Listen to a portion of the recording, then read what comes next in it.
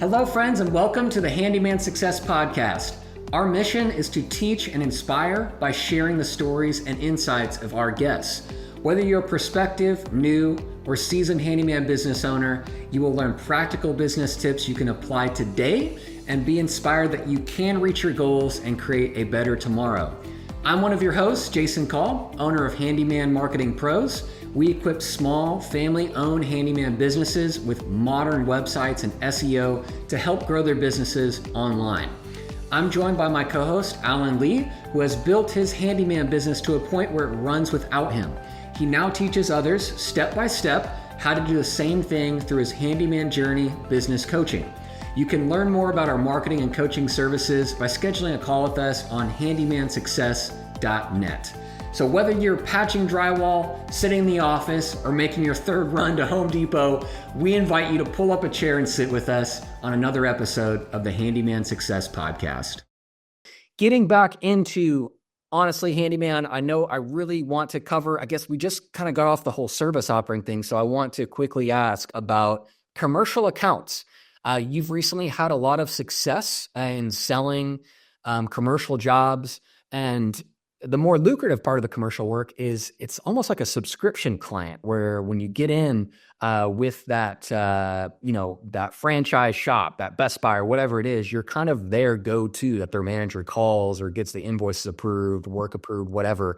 If you don't mind, break down your experience with your commercial services, your commercial accounts. What's that looked like for you recently when you started getting this traction on those? Yeah, so we've had some commercial accounts ever since I kind of started up. Some commercial accounts you got to watch out for. I've been burned by a few, but there's been one in particular that it's been a doctor's office that we've worked for. They first hired me probably in 2017. We've been working with them probably every year since. But I used to be super skittish because I'm like, these guys are a big account.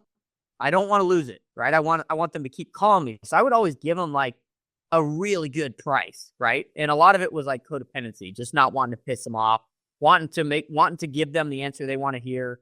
And then just a couple months ago, the lady Laura, she reached out to me.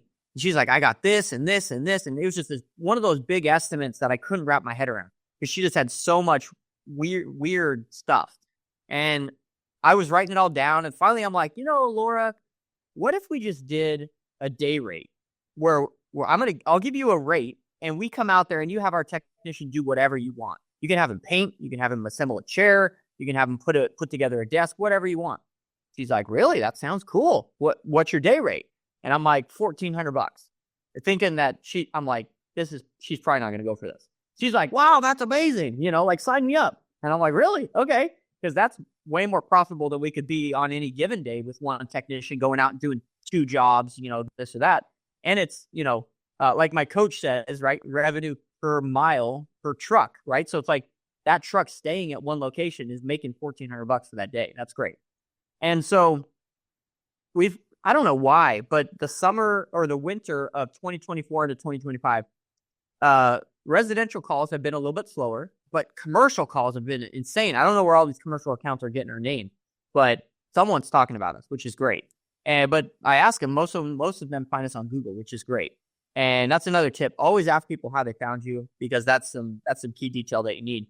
But with all these commercial accounts, I've just been straight going to hey, we've been doing this a lot with a lot of commercial accounts, $1,400 a day.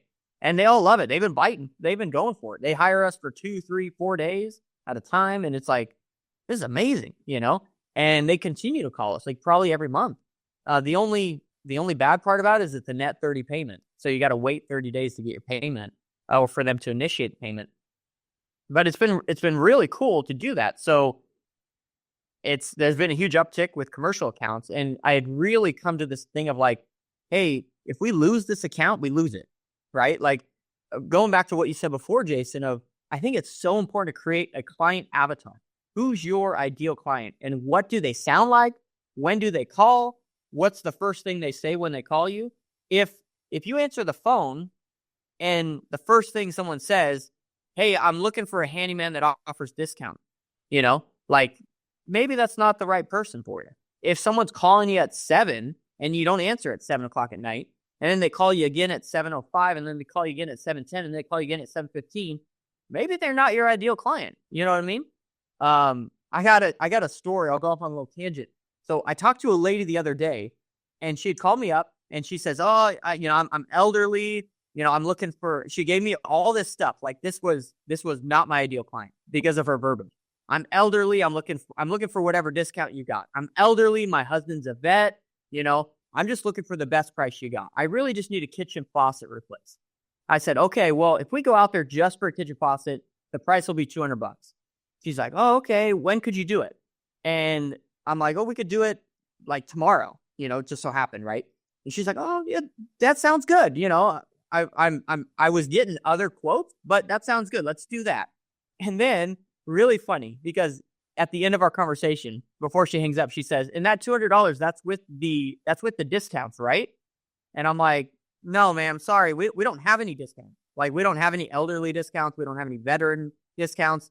We love the vets, right? But we just don't have any discounts for that. And she's like, oh, I'm going to need to go with someone else then. I'm sorry, And I'm like, you were okay with the price, like of $200. All I had to say was, yeah, the real price was probably $10,000. I'm just giving you a heck of a discount because you're a vet. Okay. But she turned the job down just because it didn't have discounts. And some people's brains are wired like that. Like they need a discount. They need to see a discount on the estimate or they're not going to go for it. So I don't remember what I was talking about before that. It's very important to create a client avatar. Oh, that's it. If you give a price to someone and they don't like it, they're not your client. There's many other people out there in the world that want to work with you. They want your quality. They want your expertise, and they're willing to pay whatever it is, to get you out there to do the work. And if people don't accept your bid, just bless and release, baby. Bless and release. And I would say this as a caveat. Offering the $1,400 day rate is great for commercial clients. I would not recommend that with residential clients. The moment you move to an hourly base with residential clients, they're watching that clock. They're going to have you doing all this random stuff to satisfy the needs of everything. But commercial account's a whole different thing. It's not their money. They're just the managers of the position that they're working at. So I would say that day rate for me only works for commercial accounts.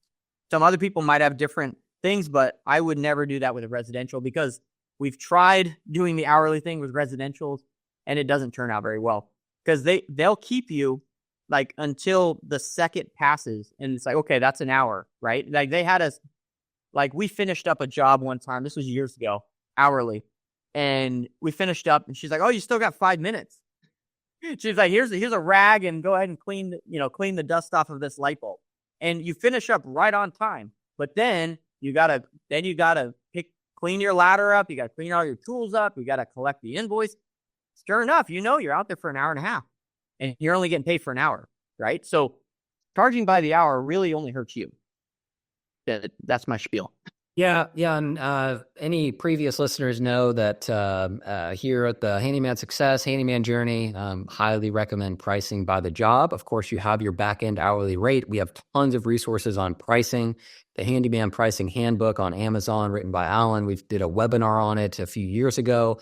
Know your back-end hourly rate and build that into the job that you're quoting. Commercial, different kind of client, but overall, do set up a client experience, a sales experience, a marketing experience that attracts your ideal clients. We recommend here that you provide a premium service at a premium rate, and everything you do attracts people that want to pay that premium rate for that premium service. It's the best way to profitably grow your handyman business, to profitably operate as an owner-operator, where that success looks like for you, whatever your goals are. Thanks, Alan, for breaking down those commercial accounts. I know we don't have an infinite amount of time, and something that I really wanted to dig into, man, is last year, within a matter of months, you had your worst month in business and your best month in business. And so I kind of wanted to dig into that a bit. And first off, I just want to say that I commend your kind of openness and honesty. I know you posted about these in the Facebook group on the Handyman Journey, and your truth in how you live and how you operate, it is so helpful to so many people. In today's world, we just put out the highlights, right? The best case. You look at someone's social media, it's like, oh, their life must be awesome. But real life is hard and there is lots of dirt and muddiness in it. And I just really commend your heart and your honesty and just not really sugarcoating everything. Life is full of amazing things and it's full of pain and suffering, and that's life. And so anyway, I commend you for being open to talking about this stuff and already sharing about it on Facebook. So that said, let's start with the bad and then end with the good. Okay. So if you don't mind, describe what was that worst month last year? I think you mentioned it was July. What leading up to it, what caused this worst month? And ultimately, what did you come away with? What was the learning experiences? Yeah. So my worst month ever was July of 2024. And we had a negative $17,000 net profit. Our gross revenue that month was $23,000. So we spent a whole crap load more money than we brought in. That's what that means. If you don't know what net profit is, basically it's your expenses, subtracted from your gross revenue. So our expenses were $17,000 more than what we brought in July of 2024. And the story really starts from way back. Back in September of 2023, we made the decision to bring on a general manager. And what it was is we promoted a guy that was in our role as estimator. Great guy, great loving guy that has every good intention under the sun. He really loves his clients, and he was a great guy. Pleasure to work with. Come to find out, he just wasn't the guy for the job. I don't want to talk poorly because he's a great guy and he definitely devoted a lot to our company. Just come to find out that his strengths just weren't what we needed them to be. So at that point, I took off and I started focusing on the other aspects of my corporation, which we call ALBA. That's YouTube, coaching, writing books, all kinds of stuff. And then my daughter was born in May of 2024, right? So the general manager got moved up September of 2023, 2024 in May, my second daughter was born. And at that point, I made the decision to take 3 months off work, 3 months off YouTube, 3 months off coaching, 3 months off, honestly, and just spend time with my new daughter, right, and my family. Well, that kind of got cut a little short because at that point, the business was projecting downwards. Our estimator and general manager, he just had too much on his plate. Wasn't selling what he needed to sell. We weren't hitting the margins that we needed to hit. We weren't selling the work that we needed to hit. And actually, I think it was in February of 2024. We have like a cash account, cash that we keep in our desk just for rainy days, right? In February 2024, I had to take that cash out of our desk and put it in the bank to make payroll.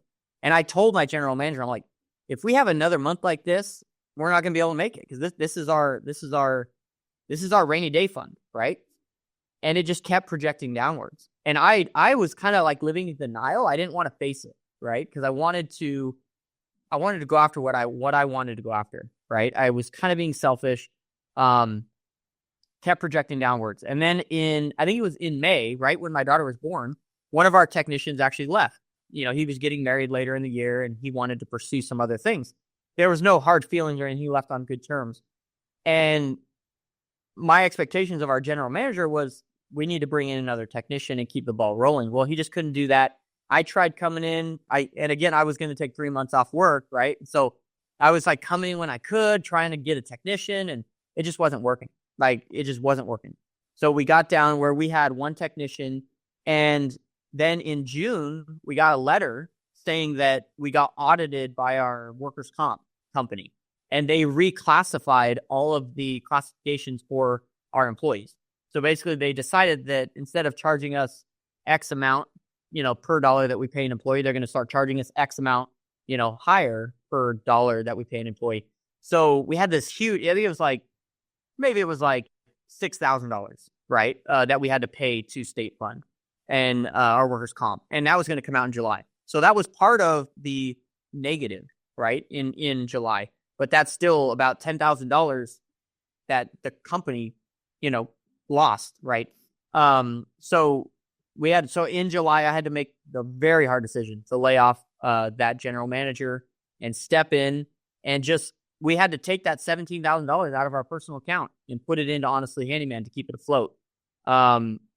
And since July, I've been sitting here in this seat as estimator and kind of assuming the estimator and general manager role. And we've gotten it up. And so now to get to kind of the good stuff, if that's okay. I want to pause real quick. Okay. Yeah. Go ahead.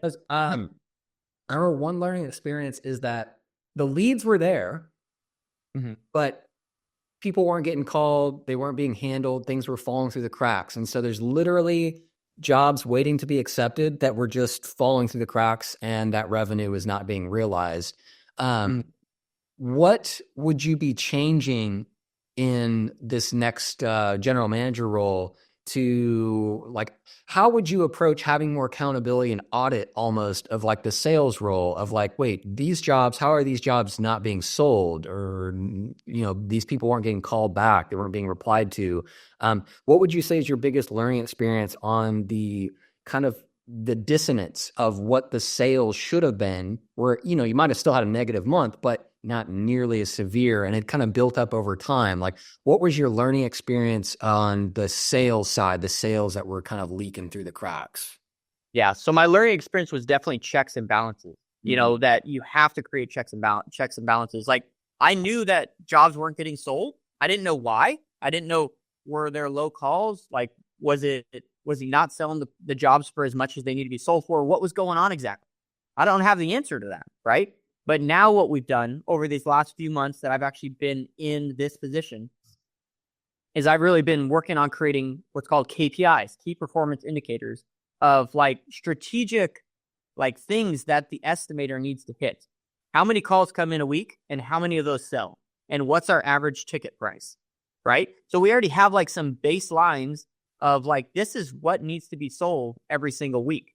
And if it's not, what's going on, right? So I think for me, over the new year, I definitely dealt with, and I feel like God kind of purged a lot of codependency out of me, where now I feel like a completely different person than I was in December, which is really awesome. And so we're just that's like our focus is like being straightforward and blunt and like, hey, what's going on? These are the things you need to hit. And another big difference is this guy that's currently our technician, and we've offered him the offer, and he needs to figure out a few things and talk to a few people before he decides. But everything's looking like it's going to work out. He's hungry, and he wants to get to a certain point in his career. And we've laid out a projection, a really good projection of how he can get us there, but it's going to take some hard work. So just being honest about like, hey, if you want to get to where you want to be in 2 years, these are the keys that you got to hit in order to get there. So I think it's just being more blunt and like, this is how many calls come in per week.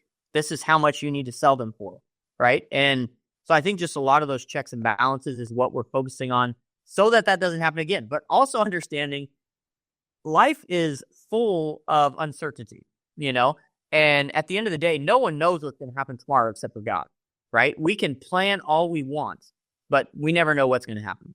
And so we've made our plans, we've made our projections, and we just hope and pray that happens, that God would bless that and that we'd move forward.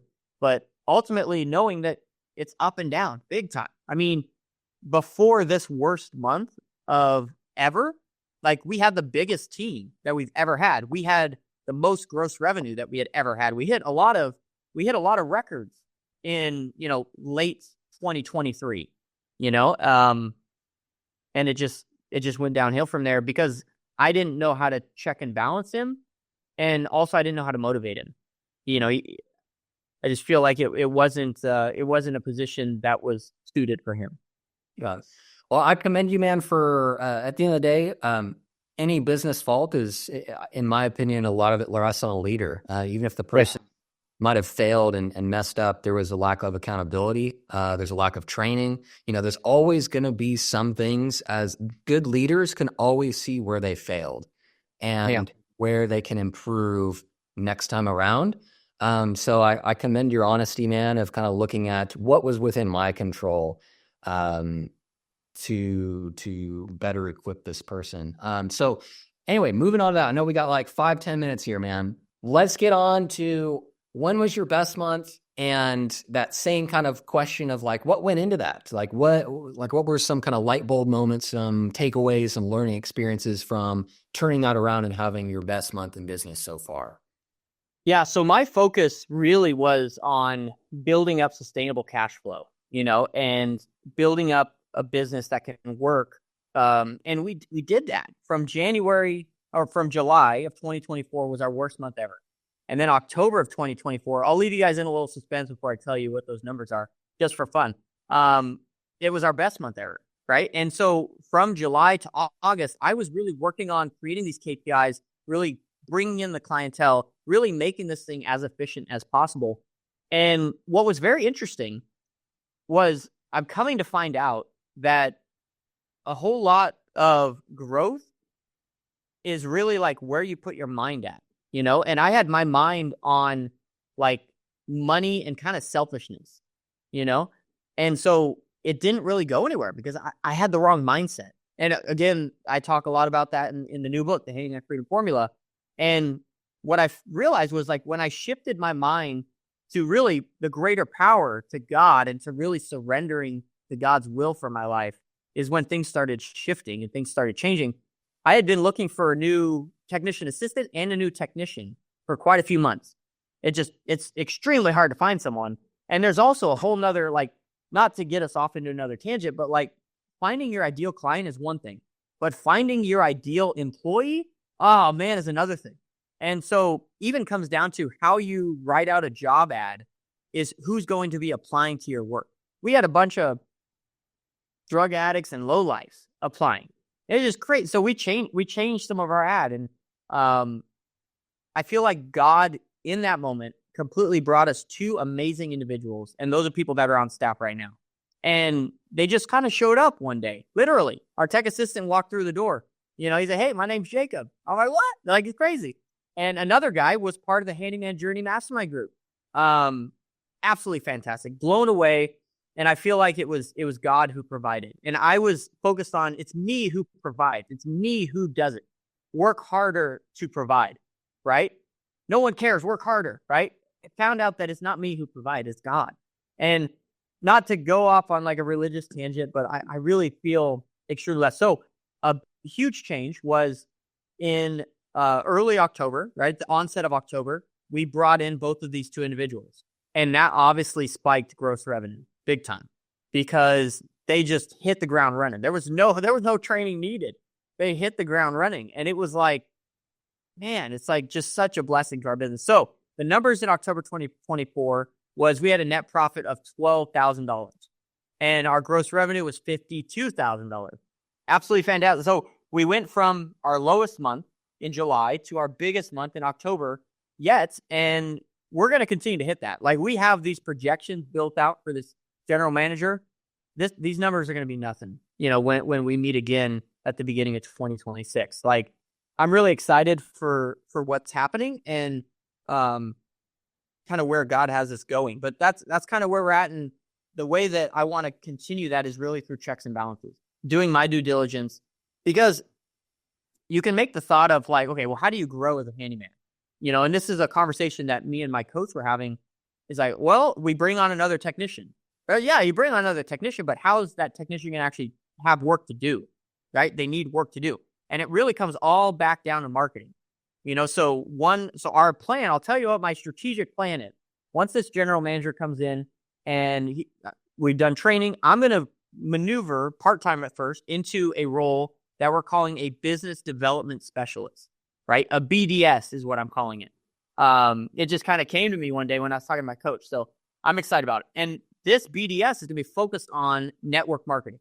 So going to the Chamber of Commerce, knocking on doors, dropping off yard signs, going to property managers. Like that's going to be eventually that's going to be the full-time job of this person. And it's going to be an actual person that we employ. And they're going to be on a commission base. And that's how the work is going to be brought in. So right now, a lot of our work is being brought in through online marketing, but there's also a huge aspect of just personal referral. So we need to up that. Like personal referrals is massive. Going out there, shaking hands, kissing babies, there's no better marketing than that. But you have to do a mix of a bunch of different things to get the phone ringing. And that's my strategic plan, which I did not implement when we brought in our last general manager. So I would say that the heavy load of that worst month in July 24 definitely lies on my shoulders. I did not do my due diligence. I thought, oh, we're going to be great. It's just going to continue to grow. The leads are going to keep coming in. But no, you need to face reality. That was almost another kind of a aha moment of like, oh, I need to pull my pants up and be a man here. I need to do what I need to do to get the work to coming into my business. And so that's what I'm learning. And that's my plan to implement for the foreseeable future. Awesome. Thanks for sharing that, Alan. I want to highlight a few things that you covered there. First off, I think that it's super encouraging that your worst month was in July, which is a really hopping month for home service. Right. Handyman. Summer. Yeah. So obviously there was some leaky sales. There were some issues, right? Because that could have been your best month in July. So I think it's really encouraging, the future from those learning experiences. Second, I want to share that I think I brought this up on the podcast, but I used to do a ton of work years ago. One of my first marketing jobs was with a moving company, and they were a multi-million-dollar, the biggest like moving company in Placer County, California, actually, where Alan serves. And all their marketing was online marketing, Google SEO, Google Ads, and they had 2 full-time business development specialists, 2 full-time guys. All they did was they went to every Chamber of Commerce meeting, mixer, realtor association meetings. They would do all kinds of networking, and that was literally their marketing. And also they sent out mailers to homes that just were listed and homes that were just sold. Actually, home services can find these lists too. There's online services where you could send mailers to new homeowners or people that are selling to promote your handyman service. So just some food for thought for anyone. Maybe, Alan, when you're in that business development role full time, figuring out the systems of that role. So I share that because a relatively massive small business in the home service space, the majority of their marketing was just Google and 2 full-time networking guys. So there's a lot of power in a smile and a handshake. You cannot beat the power and marketing power of a smile and a handshake. So that's awesome. I love your plan for that business development. I think that it's a very natural role for you to slide into. I think you're going to love it so much, you're going to have a hard time giving it up. But it's going to be going out and doing your thing, man. Any other kind of final thoughts on the worst month contrasted with the best month? Again, I just appreciate you sharing the details of that, man. It's so much value crammed into like 20 minutes there. Yeah, probably and this has played out many times in my life, is we all know when something's wrong. We know when something's wrong. We know when something's broken. But oftentimes we're like, I'm not going to worry about it. It'll fix itself. It'll be all right. Well, those things that we know that are wrong, man, just pull the Band-Aid off. Just deal with it right away. And it'll work out. And if a client ends up leaving or if you end up losing money, just, it doesn't matter. Just get done with it, And I think that's something that it took me a long time to realize and understand and really have the cojones to go out and make the decision and do it. Like, can I say cojones on the Handyman Success podcast? It's done, brother. It's done.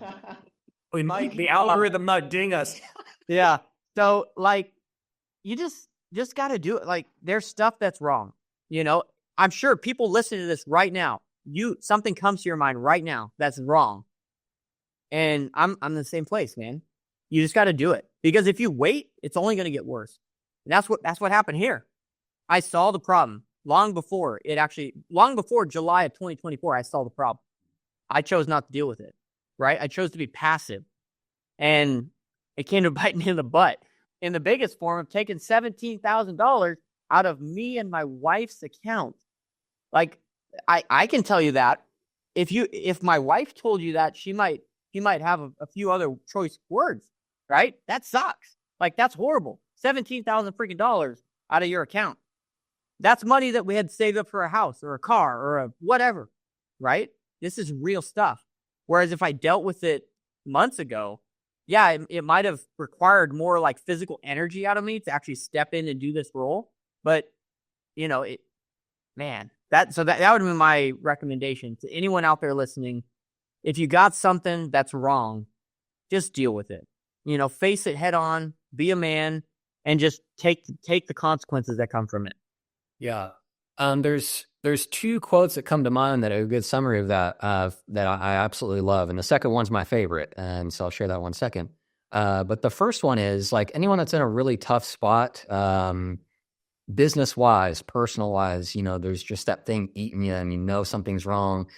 The good news is you're typically just a couple really hard conversations away from turning that track around.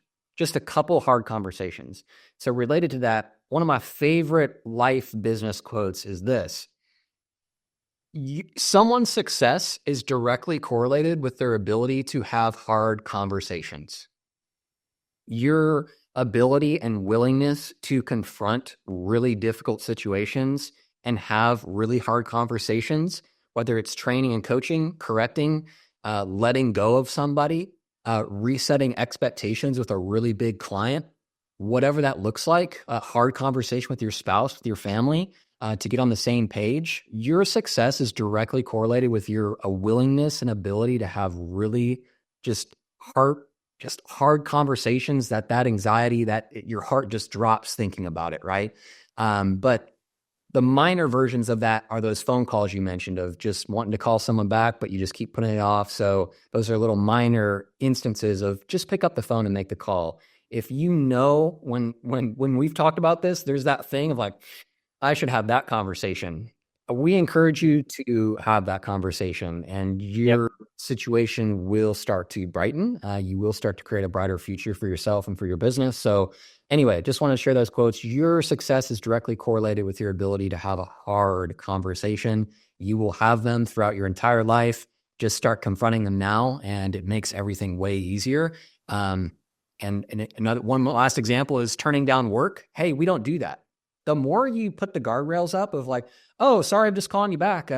Closed Saturday and Sunday. Or, hey, we don't do bathroom remodels. The more you do that, it's just like a muscle. I mean, if I asked you right now, I'm like, hey, man, can you help me remodel my kitchen? You'd be like, heck no, man. Here's a referral, though. It gets so much easier. So please do work that hard conversation muscle. You're going to avoid a lot of pain and create a lot of success and joy in your life. So, Alan, thanks so much for coming on again, man. I know we got to wrap things up. Any final thoughts, kind of your parting advice to someone that's thinking maybe they're crazy enough after listening to this conversation, like, I want to start a handyman business. What would you say, like, parting advice to that person? Well, I will quote Shia LaBeouf. Just do it. That's it, bro. Sometimes you just got to jump off that cliff and just go for it, you know? Because, we already know, most people already know everything they need to know in order to make the decision they need to make. And you just need to just do it. You know, life's going to suck. I'll tell you that right now. Like, there's some hardships. Not everything is fluffy bunnies and rainbows. You're going to have some ups and downs. You've heard in my story, man, I've had some horrible downs. I've had some crazy ups. But those will be followed by horrible downs again. I'm sure of it, right? Life is full of ups and downs, but it's not like one straight shot to success. It's up and down. And as long as you're kind of going in the upwards fashion, you'll be all right. You'll be a friend up. Yeah, I would say in life, pain is guaranteed. Joy, you got to fight for joy. You gotta really seize it. But there's so much more joy than pain if you go out there and seize it. So that's really good. I got another thing that my coach taught me just a few months ago is that no one can steal your joy. Only you can give it away. That it's yours to give away. So no one can steal your joy. If you're pissed off, it's because you've chosen to be pissed off. You know, and you got to do what you got to do to figure out how you can be joyful in this situation. Life sucks. What are you going to do? Cry about it all day? Just do it. Awesome. Thanks, Alan. We'll see you guys soon. All right. All right, friends, that's a wrap of this episode of the Handyman Success Podcast. Thank you so much for joining us on your journey in building a thriving handyman business. We would love to hear your thoughts on this episode. Whether you learned something new or you're facing challenges that you're just not quite sure how to deal with, we would absolutely love to hear from you. We would love it if you would leave us a review, drop us a comment, or hit that like button telling us that you liked this episode. By doing this, you truly help and support us in creating more of these podcast episodes to help change the handyman industry to something amazing. And I want you to remember that you are not alone on this journey. Jason and I are here to help. If you need anything at all in regards to business or marketing, you can reach out to either Jason or I at handymansuccess.net. You can go over there right now and set up a free consultation call with either of us. We would absolutely love to talk with you. So thanks again for spending this time with us. And until next time, go out and be a blessing.